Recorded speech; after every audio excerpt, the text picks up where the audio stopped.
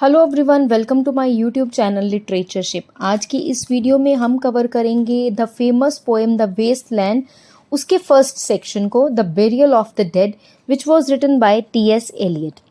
Westland की summary जो है हम ऑलरेडी कवर कर चुके हैं, उसका लिंक आपको डिस्क्रिप्शन में मिल जाएगा। So let's start the burial of the dead. It is the first section of the poem the Waste Land. ये फर्स्ट सेक्शन है वेस्टलैंड पोएम का। It takes its title from Anglican burial service and expresses despair. इसका जो title है the burial of the dead, ये लिया गया है एंग्लिकन बेरियल सर्विस की एक लाइन से, और इसमें सब कुछ हमें निराशावादी जो है मिलता है। सो ये क्वेश्चन भी आ सकता है कि इसका जो टाइटल है कहाँ से लिया गया है। So that is from Anglican burial service. This section sets up the main theme of the poem, establishing the modern city as a real wasteland of the poem. इसमें मॉडर्न सिटी जो है London को कहा गया है। Basically जो T.S.. Elliott है इसमें रियल वेस्टलैंड की बात कर रहे हैं। रियल वेस्टलैंड किसको कहा गया है? मॉडर्न सिटी लंदन को।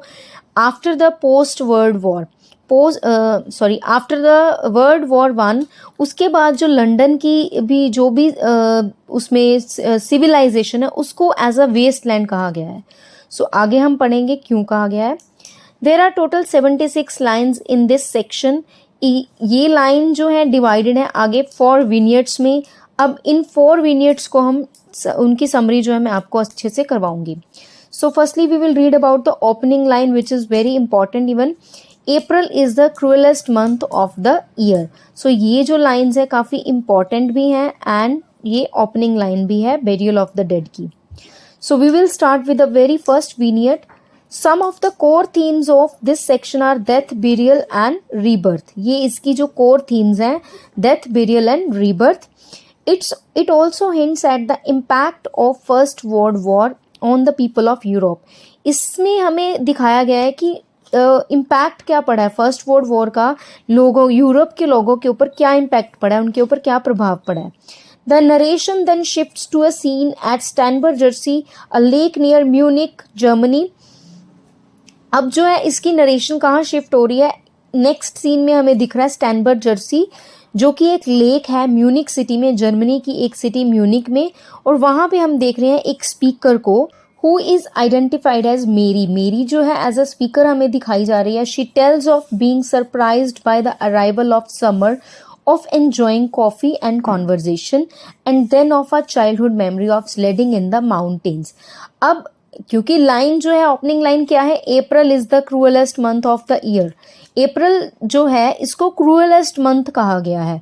सारे पोइट्स ने, सारे ही जितने भी पोइट्स हुए हैं उन्होंने अप्रैल को जो है वेरी गुड मंथ कहा है, क्योंकि उस मंथ में क्या होता है? रीजनरेशन होती है, फ्लावर्स ब्लूम करते हैं, स्प्रिंग सीजन का अराइवल होता है, विच इज़ गुड।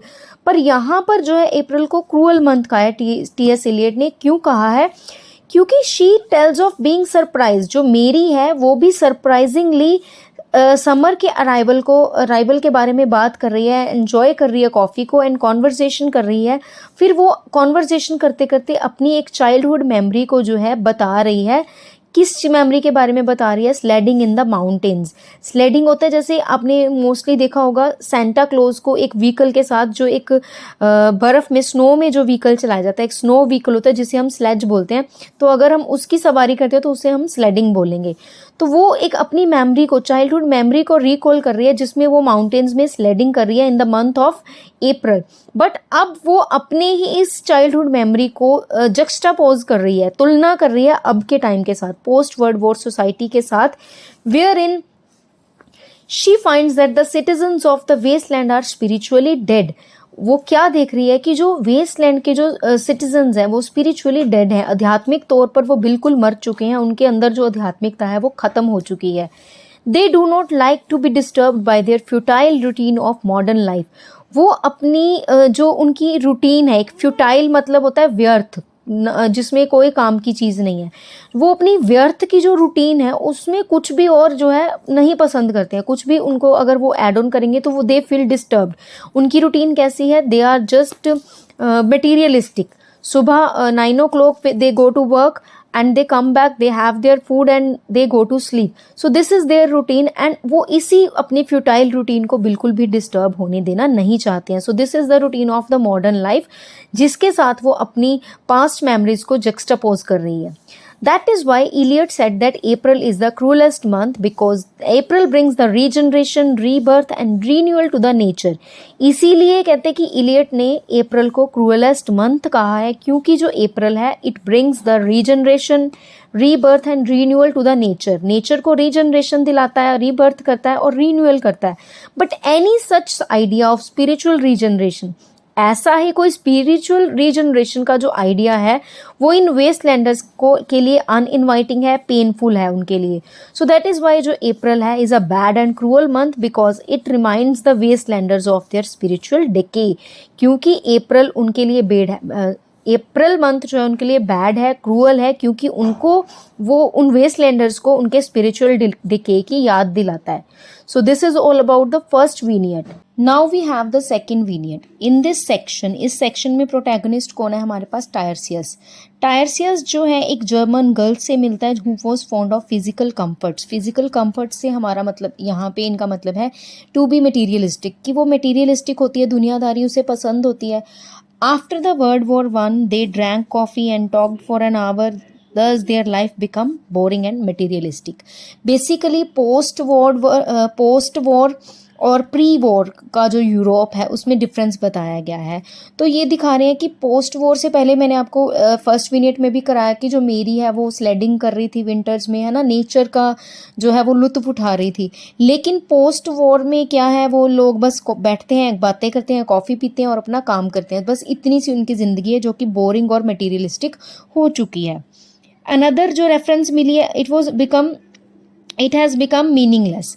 अनदर जो रेफरेंस मिली है वो है टू ट्रेजिक लव से, जिसमें कि एक फ्लावर हियासिंथ का यूज़ किया गया है. हियासिंथ जो है वो एक स्पार्टन प्रिंस होता है who caught the eye of who has been caught by the Apollo. Apollo जो है उसकी एक आँख को इन एन एक्सीडेंट, वो एक उसकी एक आँख को हियासिंथ प्रिंस की एक आँख को, गॉड अपोलो जो है ग्रीक गॉड अपोलो, वो उसकी एक आँख को डिस्कस के साथ, डिस्कस होता है बेसिकली जैसे वो फ्रिस्बी टाइप एक प्लेट की तरह होता है, उसके साथ वो उसकी एक आँख को जो है ख़त्म कर देते हैं.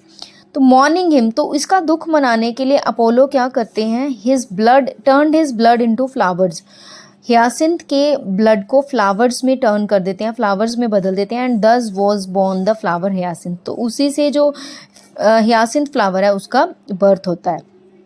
Now we have the third vignette जिसमें क्या है, this part shows that gambling is an obstacle in spirituality. Obstacle का मतलब होता है रुकावट, की जो स्पिरिचुअलिटी है उसके रास्ते में गैम्बलिंग भी एक तरह से रुकावट है. गैम्बलिंग कार्ड्स खेलने को क्या कहते हैं ना, ताश खेलने को, तो वो भी एक रुकावट है to the way of spirituality.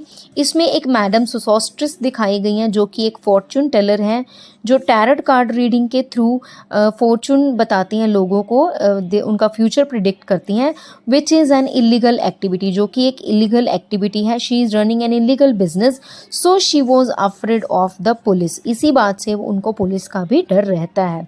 So she has cards for Phoenician sailor, Belladonna, lady of the rocks, man with 3 sticks. उनके पास ये सारे कार्ड्स हैं. बट नो हैंग्ड मैन यहाँ पर दिखाया गया है क्राइस्ट को कहा गया है. उसके पास बाकी सारे कार्ड हैं लेकिन क्राइस्ट का कोई कार्ड नहीं है, which shows lack of spirituality, जिससे कि हमें स्पिरिचुअलिटी की कमी जो है दिखती है.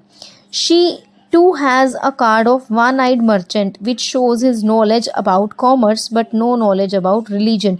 उनके पास एक ऐसा कार्ड भी है जिसमें एक मर्चेंट होता है जिसकी सिर्फ एक आंख होती है. एक आंख होने से मतलब कि वो एक तरफ ध्यान दे रहा है, कि वो सिर्फ उसको नॉलेज है, उसे सिर्फ कॉमर्स की, उसे बिजनेस की नॉलेज है, लेकिन उसे उसकी रिलीजन की, स्पिरिचुअलिटी की कोई भी समझ नहीं है. तो थर्ड विनिट में हमें ये दिखाया गया कि स्पिरिचुअलिटी के रास्ते में जाने के लिए कोई भी जो है रेडी नहीं है वेस्टलैंडर्स में से. Now we have the fourth unit. इस सेक्शन में क्या होता है, in this section Eliot states that London is an unreal city, कि जो लंदन है वो एक अनरियल सिटी है. ये मैं आपको पहले भी बता चुकी हूँ कि वो लंदन को अनरियल सिटी कहता है ना. तो crowds of people go over London Bridge at 9 o'clock in the morning. लोगों की जो भीड़ है वो लंदन ब्रिज से सुबह 9 बजे जो है निकलती है. फॉर वर्क, काम करने के लिए वो लोग जो हैं सुबह 9 बजे लंदन ब्रिज से निकलते हैं। व्हेन कॉमर्स बिगिंस, जब उनके बिजनेस जो हैं स्टार्ट होते हैं। क्रिश्चियनिटी गोज आउट, क्रिश्चियनिटी तो जो है रिलीजन जो है ख़त्म हो चुका है लोगों में। इलियट लैमेंट्स द लंडनर्स, इलियट जो है लंडनर्स के लिए दुख मनाता है कि बिकॉज दे आर स्पिरिचुअली बैरन, कि उनके अंदर जो स्पिरिचुअलिटी है वो ख़त्म हो चुकी है। स्पिरिचुअली आध्यात्मिक तौर पर वो बंजर हो चुके हैं। जैसे एक ज़मीन होती है जिस पर फसल उगाते हैं हम, है ना, एक बंजर ज़मीन होती है जिसके ऊपर कोई भी फसल नहीं उग सकती। तो इसी तरीके से वो इलियट जो है वो बता रहा है कि ये जो लोग हैं, जो वेस्ट लैंडर्स हैं, वो स्पिरिचुअली आध्यात्मिक तौर पर वो बंजर हो चुके हैं। उनके अंदर आध्यात्मिक नाम की कोई भी चीज़ जो है नहीं है। There is no hope for resurrection, resurrection मतलब पुनर्जीवन, पुनरुत्थान, दोबारा से कुछ हमें रीन्यूअल कह सकते हैं। तो उनके अंदर रिसरेक्शन की तो कोई होप हम नहीं कर सकते उनसे। Corpse can not come back to life, corpse मतलब लाशें, कि वो जो लाशें बन चुकी हैं वो उनके अंदर लाइफ लेकर आना नामुमकिन है। एक तरह से वो जिंदा लाशें उनको कह रहा है वेस्टलैंडर्स को। Tiresias who is the mouthpiece of the poet, Tiresias जो है हमने पढ़ा था कि सेकेंड विनियट में हमने पढ़ा था कि ही इज़ द प्रोटैगनिस्ट। तो Tiresias is the mouthpiece of the poet, poet का माउथ पीस है, मतलब पोएट जो है टायरसियस के थ्रू सारी बात हमें बता रहा है। वो एक बंदे को मिलता है जिसका नाम है स्टेटसन। तो वो जो पर्सन है वो वर्ल्ड वॉर 1 में जो है उसने लड़ाई की थी। तो वो स्टेटसन को एक सटायरिकल सा क्वेश्चन पूछता है। He asks him whether the corpse he had planted in his garden has bloomed, कि तुमने जो लाशों का ढेर लगाया था, लाशें जो तुमने बिछाई थी अपने गार्डन में, प्लांट की थी, क्या वो उग गई हैं, क्या वो ब्लूम कर गई हैं? मतलब कि जो लड़ाई में तुमने जो बंदों को मारा था, क्या उससे तुम्हें कुछ मिला? बेसिकली इसका ये मतलब बन रहा है। He further advised him to keep his dog away from the corpse, वो आगे उसको एडवाइस कर रहा है टायरसियस कि तुम अपने इस डॉग को, अपने कुत्ते को इस कोप्स, इन लाशों से दूर रखना। एज ही में डिग देम अप, हो सकता है ये इन्हें जो है दोबारा से खोद दे। तो हेयर डॉग, डॉग से यहाँ पर क्या मतलब है? As a single of conscience, उसकी अंतर आत्मा की आवाज़ को कह रहा है वो, कि तुम इस अंतर आत्मा की आवाज़ को जो है इससे दूर रखना। Which is likely to awaken humanity, हो सकता है तुम्हारे अंतर आत्मा की आवाज़ एक दिन तुम्हें कहे कि तुमने ये जो किया है लड़ाई में ये बहुत गलत किया है। तो it can awake humanity to its spiritual decay, इस स्पिरिचुअल डिके से तुम्हें जो है ह्यूमैनिटी तुम्हारे अंदर पैदा हो सकती है, जागृत हो सकती है। So this is all about the poem The Wasteland का first section, The Burial of the Dead. I hope you like it. If so, please do like, share and subscribe my channel for such videos. Thank you for watching it. God bless you.